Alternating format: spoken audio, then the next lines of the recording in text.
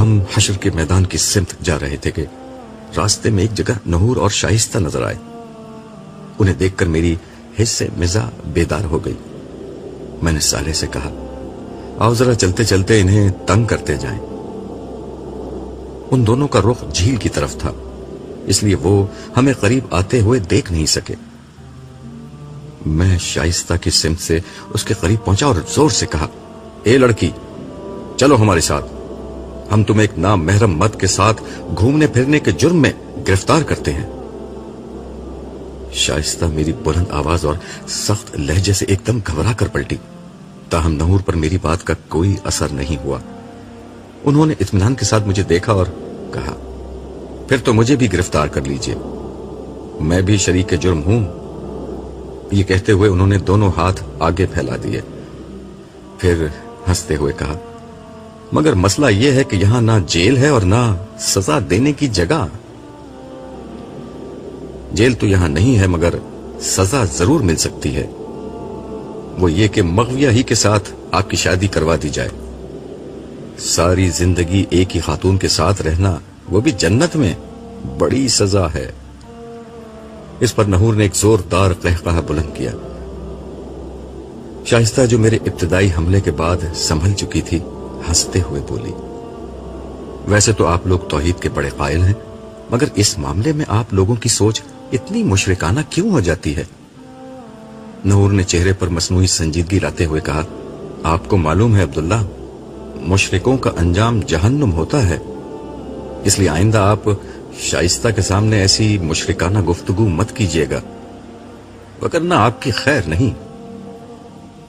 صالح نے اس گفتگو میں مداخلت کرتے ہوئے کہا شائستہ آپ اطمینان رکھیں, یہ عملاً موحد ہیں, ان کی ایک ہی بیگم ہے. اس پر نحور مسکراتے ہوئے بولے یہ ان کا کارنامہ نہیں, ان کے زمانے میں یہ مجبوری تھی. خیر چھوڑیں اسے, یہ بتائیے کہ آپ کی بیگم صاحبہ ہیں کہاں؟ میں ابھی تک سنجیدگی اختیار کرنے کے لیے تیار نہیں تھا. میں نے ان کی طرف شرارت آمیز انداز میں دیکھتے ہوئے کہا ہمیں بعض دوسرے بزرگوں کی طرح بیگمات کے ساتھ گھومنے کی فراغت میسر نہیں, لیکن دوسروں کی فراغت کو نظر لگانے کی فرصت ضرور میسر ہے.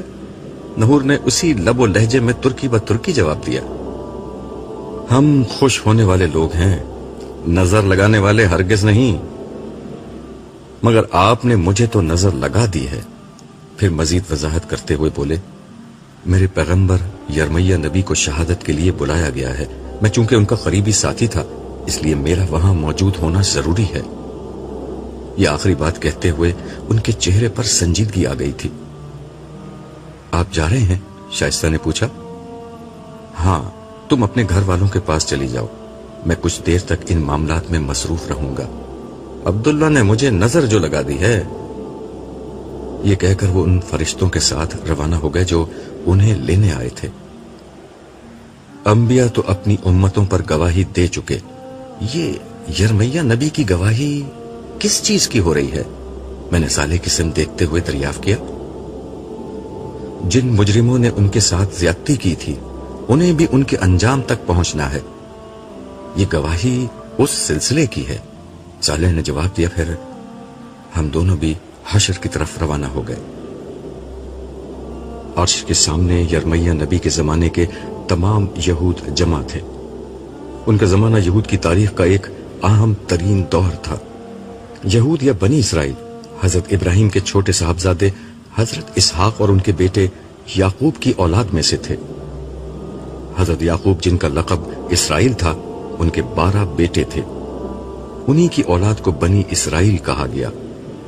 ان 12 بیٹوں میں سب سے نمایاں حضرت یوسف تھے. حضرت یعقوب اور ان کے 12 بیٹے فلسطین میں آباد تھے, مگر حضرت یوسف کے زمانے میں یہ سب مصر منتقل ہو گئے. کئی صدیوں تک یہ مصر میں رہے اور ان کی تعداد لاکھوں تک پہنچ گئی.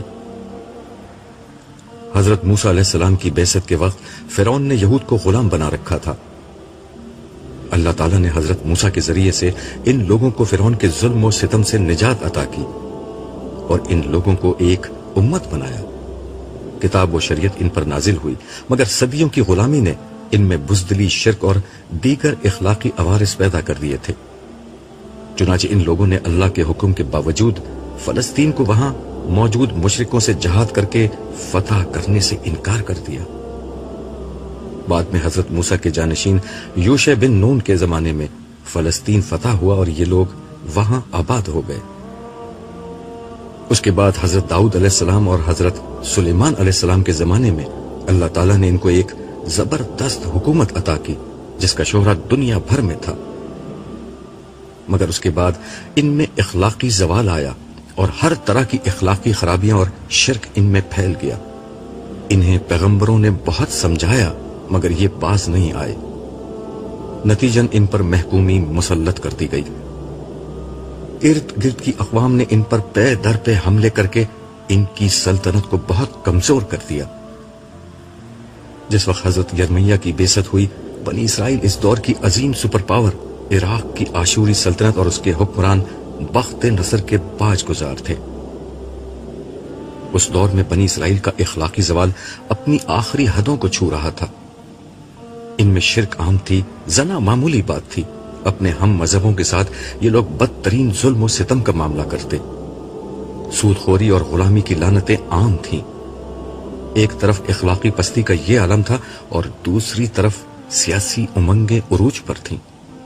हर तरफ बख्त नसर के खिलाफ नफरत का तूफान उठाया जा रहा था।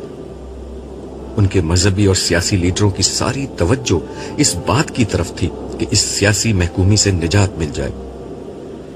कौम की इस्लाह, इखलाकी तामीर, ईमानी कुव्वत जैसी चीजें कहीं जेर बहस ना थीं। मजहब के नाम पर ज़वाहिर का जोर था। ईमान और इखलाक और अमले साले की कोई वक़्त न थी।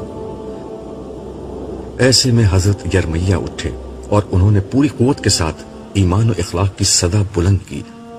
उन्होंने अहले मजहब और अहले सियासत को उनके रवैये पर तनकीद का निशाना बनाया। उनकी इखलाकी कमजोरियों, शिर्क और दीगर जराइम पर उन्हें तंबीह की।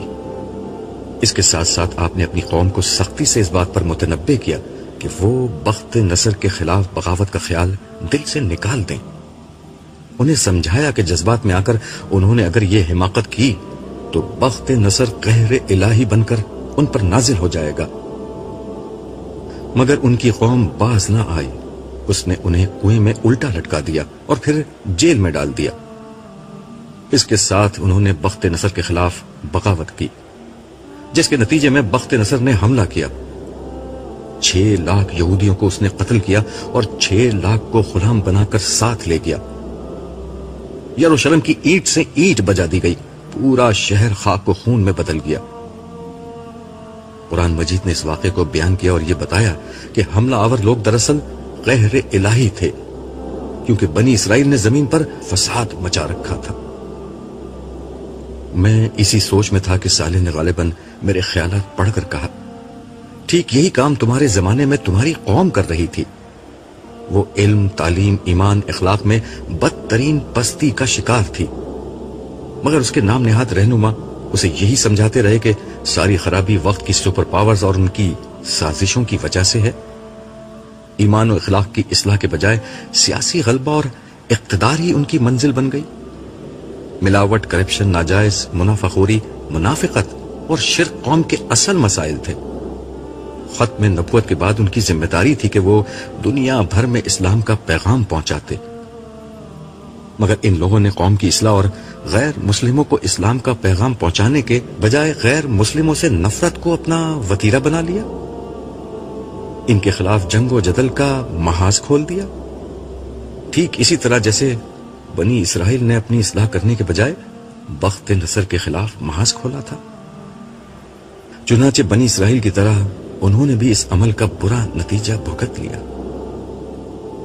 इसी असला में ऐलान हुआ, यरमिया को पेश किया जाए। थोड़ी देर में यरमिया अलैहिस्सलाम कुछ फरिश्तों की मय्यत में तशरीफ लाए। वो अर्श के सामने खड़े हो गए, मगर उन्होंने कुछ कहा नहीं। साले ने कहा, अल्लाह ताला अपने नबी का मुकदमा खुद पेश करेंगे। साले ने ये अल्फाज कहे ही थे कि आसमान पर एक फिल्म सी चलने लगी और तमाम निगाहें उन मनाजिर को देखने के लिए ऊपर की तरफ उठ गईं। ये एक अजीम तबाही का मंजर था। हर तरफ आग भड़क रही थी, शोलों का रक्स जारी था।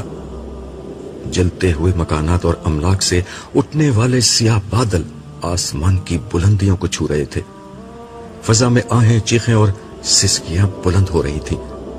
जमीन बेगुनाहों और गुनाहगारों के खून से रंगीन थी। इंसानों को बेदरेग मारा जा रहा था, घरों को लूटा जा रहा था। खवातीन की नामूस गली कूचों में पामाल हो रही थी। यरूशलेम की गलियों में हर तरफ इराक के ताकतवर तरीन हुक्मरान बख्त नसर के फौजी दंदनाते हुए फिर रहे थे। उनके सामने एक ही मकसद था, बनी इसराइल के इस मुकद्दस तरीन शहर और इसके बासियों को तबाह व बर्बाद करके रख दें। इस अफरा तफरी और हंगामे में कुछ सिपाही एक कमांडर के हमरा घोड़ों पर सवार तेजी से एक सिमत बढ़े जा रहे थे।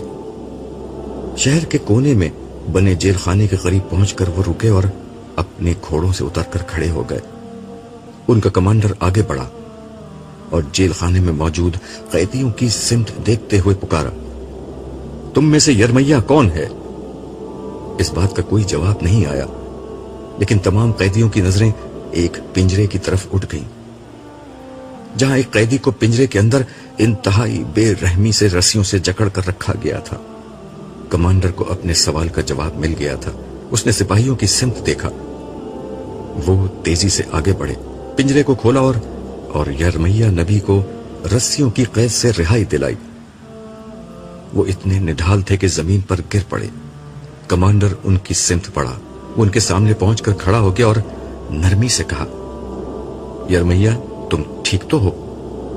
कैदी ने धीरे से आंखें खोली, मगर शिद्दत ज़व्र से उनकी आंखें फिर बंद हो गईं।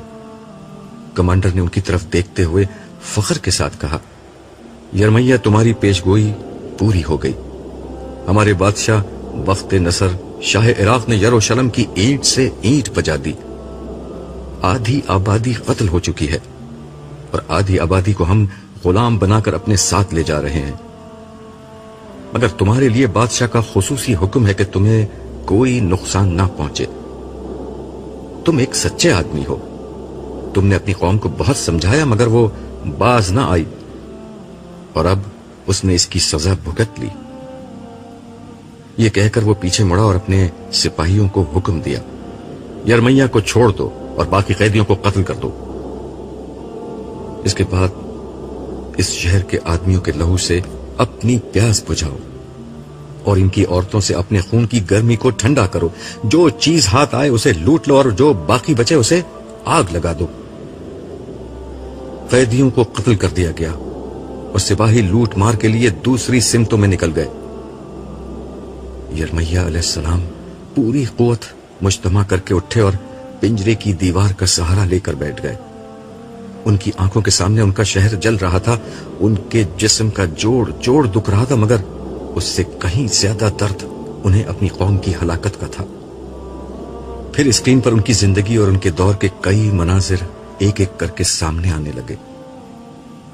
वो कौम के अकाबरीन और अवाम को समझा रहे थे, मगर उनकी बात कोई नहीं सुन रहा था। उनकी कौम इराक के सुपर पावर बादशाह और आशूरियों के जबरदस्त हुक्मरान बख्त नसर के ताबे थी। सालाना खराज बख्त नसर को भेजना ही उनकी जिंदगी और आफियत का सबब था। उस गुलामी का सबब वो इखलाकी पस्ती थी जो कौम के रग पह में सराहियत कर गई थी। तौहीद के रखवालों में शिर्क आम था। जना और कुमारबाजी मामूल थी। बददियानती और अपने लोगों पर जुल्म उनका चलन था। झूठी कस्में खाकर माल बेचना और पड़ोसियों से ज्यादती करना उनका मामूल था। ये लोग भारी सूद पर कर्ज देते। जो मकरूज कर्ज अदा ना कर पाता उसके खानदान को गुलाम बना लेते। उलमा लोगों की इस्लाह करने के बजाय उन्हें कौमी फख्र में मुब्तला किए हुए थे। ईमान, इखलाक और शरीयत के बजाय ज़बीहों और कुर्बानियों को असल दीन समझ लिया गया था। उनके हुक्मरान जालिम और रिश्वतखोर थे। इंसाफ के बजाय ऐश व इशरत उनका मामूल था। मगर पूरी कौम इस बात पर जमा थी कि हमें बख्त नजर की गुलामी से निकलकर बगावत कर देनी चाहिए। हकीकत यह थी कि उन पर खुदा का गजब था, मगर उनको ये बात बताने के बजाय कौमी फख्र और सुलेमान और दाऊद की अजमत रफ्ता के ख्वाब दिखाए जा रहे थे। उन्हें इमामत आलम की दुहाई दी जा रही थी, हालांकि वो بدترین ایمانی اور اخلاقی انحطاط کا شکار تھے۔ پھر اسکرین پر وہ منظر سامنے آیا جب یرمیہ علیہ السلام پر وحی آئی کہ اپنی قوم کی اصلاح کرو، انہیں سیاست سے نکال کر ہدایت کی طرف لاؤ۔ ایک دفعہ سچی خدا پرستی پیدا ہو گئی تو سیاست میں بھی تم ہی غالب ہوگے۔ انہیں حکم تھا کہ وہ شادی کر کے گھر بسانے کے بجائے قوم کو آنے والی تباہی سے خبردار کریں، مگر جب یرمیہ علیہ السلام یہ پیغام لے کر اٹھے تو ہر طرف سے ان کی مخالفت شروع ہو گئی۔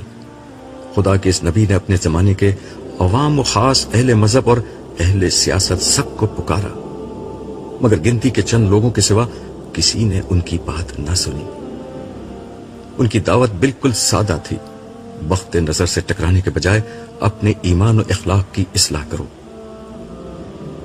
اسکرین پر سب سے زیادہ ڈرامائی منظر وہ تھا جب یرمیہ نبی بادشاہ کے دربار میں لکڑی کا جوا، ہل کا وہ حصہ جو جانوروں کو جوتنے کے لیے ان کے گلے پر ڈالا جاتا ہے، پہن کر پہنچ گئے تھے۔ یہ ان لوگوں کو سمجھانے کی آخری کوشش تھی کہ اس وقت تم پر لکڑی کا جوا ڈلا ہوا ہے، اسے توڑنے کی کوشش کرو گے تو لوہے کے جوے میں جکڑ دیے جاؤ گے۔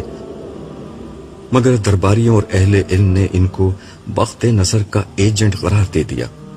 بادشاہ نے آگے بڑھ کر لکڑی کا جوا تلوار سے کاٹ ڈالا۔ اس کے ساتھ ہی فیصلہ ہو گیا، اب ان کے گلے میں لوہے کی بیڑیاں ڈالی جائیں گی۔ اللہ کے اس نبی کو بخت نظر کا ایجنٹ قرار دے کر بطور سزا پہلے کنویں میں الٹا لٹکایا گیا اور پھر ایک پنجرے میں باندھ دیا گیا۔ بخت نظر کے خلاف بغاوت کر دی گئی۔ جواب میں بخت نظر عذاب الہی بن کر ٹوٹ پڑا۔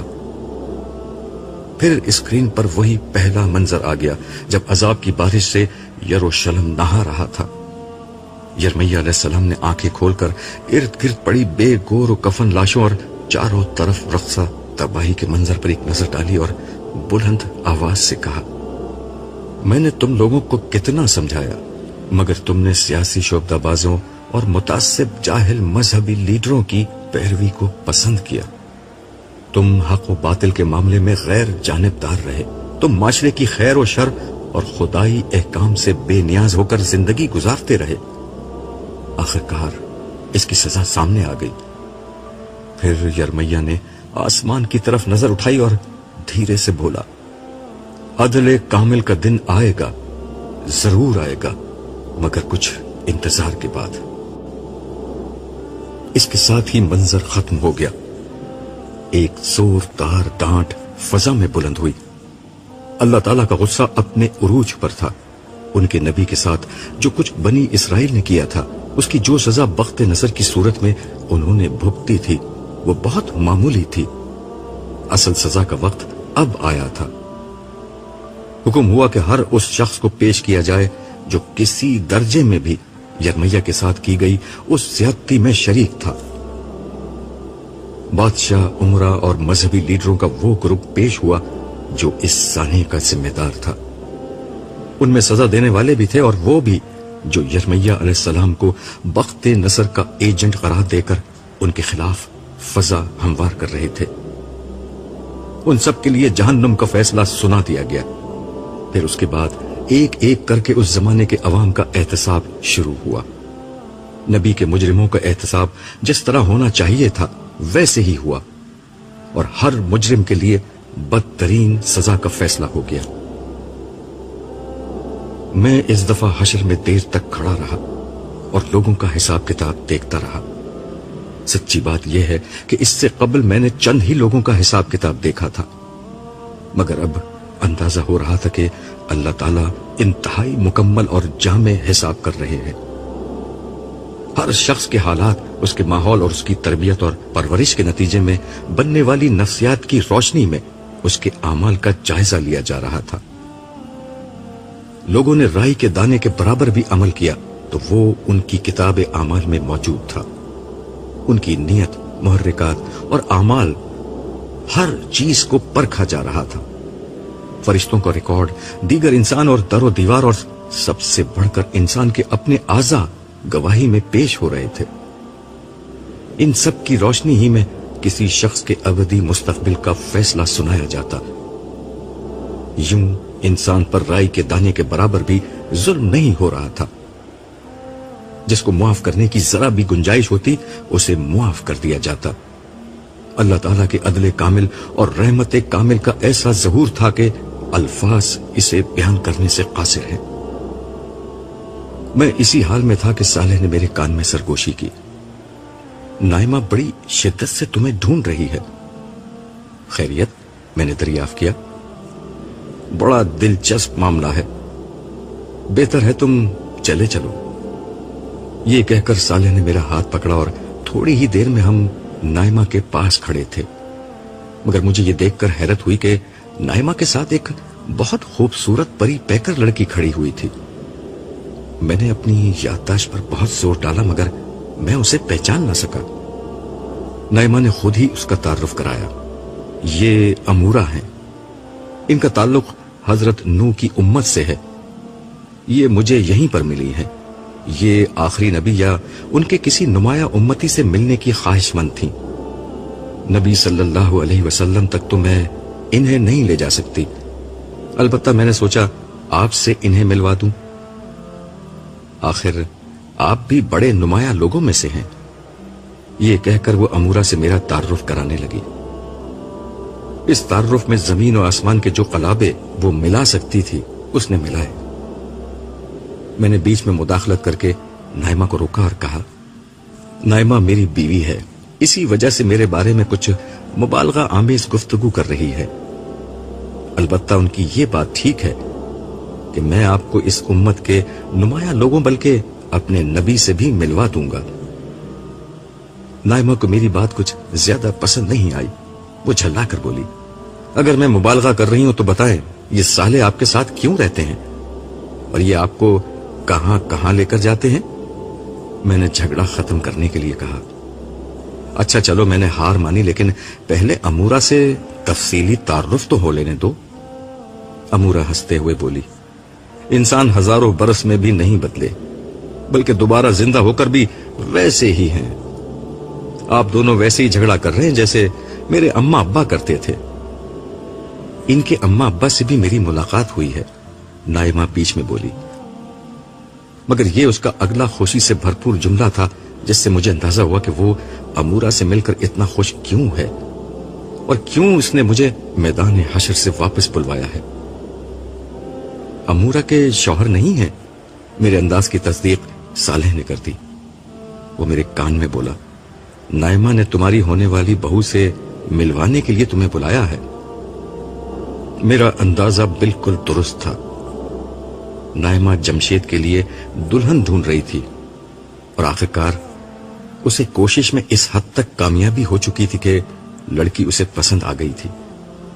मगर लड़के लड़की ने एक दूसरे को पसंद किया या देखा भी है, यह मुझे इल्म नहीं था। मगर नाइमा को इससे कोई ज्यादा फर्क भी नहीं पड़ता था। उसके ख्याल में उसका राजी हो जाना ही इस रिश्ते के लिए काफी था। मैंने दरियाफ्त किया, अमूरा आपके शौहर कहां हैं? अमूरा ने शर्माकर कहा, दुनिया में सिर्फ 15 साल की उम्र में मेरा इंतकाल हो गया था। मैं बचपन ही से बहुत बीमार रहती थी। अल्लाह ताला की रहमत ने उसका ये बदला दिया कि बगैर किसी हिसाब किताब के शुरू ही में मेरे लिए जन्नत का फैसला हो गया और बाकी फैसले तुम्हारी होने वाली सास कर रही हैं, मैंने दिल ही दिल में सोचा। सालेह के चेहरे पर भी मुस्कुराहट आ गई। फिर अमूरा बोली, मुझे आप लोगों से मिलकर बहुत खुशी हुई है। जन्नत में भी हम मिलते रहा करेंगे। अच्छा अब मैं चलती हूं, मेरे अम्मा अब्बा मुझे ढूंढ रहे होंगे। नाइमा भी उसके साथ जाने के लिए मुड़ी तो मैंने कहा, ठहरो मुझे तुमसे कुछ काम है। नाइमा ने अमूरा से कहा, तुम वहीं रुको जहां हम मिले थे, मैं अभी आती हूं। मैंने मजाक में नाइमा से कहा, अमूरा से उसका मोबाइल नंबर ले लो, इस रश में कहां ढूंढती फिरोगी। ये मोबाइल क्या होता है? अमूरा ने कदरे हैरानी से पूछा। ये एक ऐसी बला का नाम है जिसके बाद तुम नाइमा से बच नहीं सकती, मैंने जवाब दिया।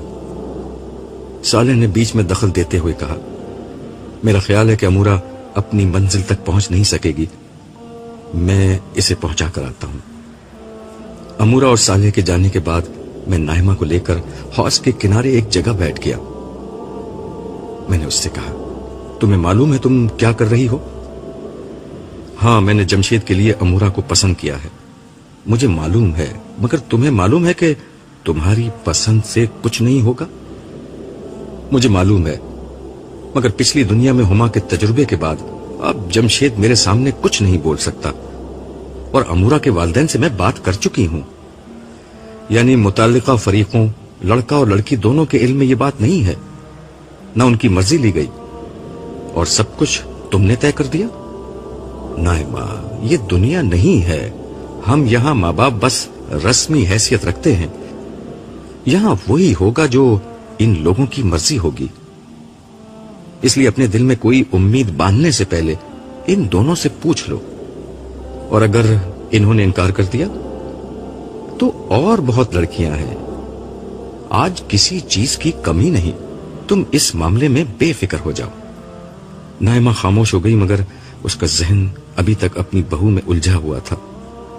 میں نے اسے دیکھتے ہوئے کہا، نائمہ، ہمیں پہلی دفعہ یہاں تنہائی میسر آئی ہے، تم کچھ دیر کے لیے اپنی مادرانہ شفقت کو کونے میں رکھ دو اور یہ دیکھو کہ یہاں کتنا اچھا ماحول ہے۔ پھر میں نے اس سے کہا، تمہیں یاد ہے نائمہ، ہم نے کتنے مشکل وقت ساتھ ساتھ دیکھے تھے، خدا کا پیغام اس کے بندوں تک پہنچانے کے لیے میں نے اپنی زندگی لگا دی، اپنا کیریئر، اپنی جوانی، اپنا ہر سانس اسی کام کے لیے وقف کر دیا، مگر دیکھو نائمہ، میں نے جو سودا کیا تھا اس میں کوئی خسارہ نہیں ہوا۔ میں تم سے دنیا میں کہا کرتا تھا نا کہ جو خدا کے ساتھ سودا کرتا ہے وہ کبھی گھاٹا نہیں اٹھاتا، دیکھو ہم ہر خسارے سے بچ گئے، کتنی شاندار کامیابی ہمیں نصیب ہوئی ہے، ہم جیت گئے نائمہ، ہم جیت گئے۔ اب زندگی ہے موت ختم، اب جوانی ہے بڑھاپا ختم، اب صحت ہے بیماری ختم، اب امیری ہے غربت ختم، اب ہمیشہ رہنے والی خوشیاں ہیں اور سارے دکھ ختم۔ مجھے تو اب کوئی دکھ یاد بھی نہیں آ رہا۔ ہاں، آج کسی جنتی کو نہ دنیا کا کوئی دکھ یاد ہے اور نہ کسی جہنمی کو دنیا کا کوئی سکھ یاد ہے۔ دنیا تو بس ایک خیال تھی، خواب تھا، افسانہ تھا، سراب تھا، حقیقت تو اب شروع ہوئی ہے، زندگی تو اب شروع ہوئی ہے۔ ذرا سامنے دیکھیے، سما بدل رہا ہے۔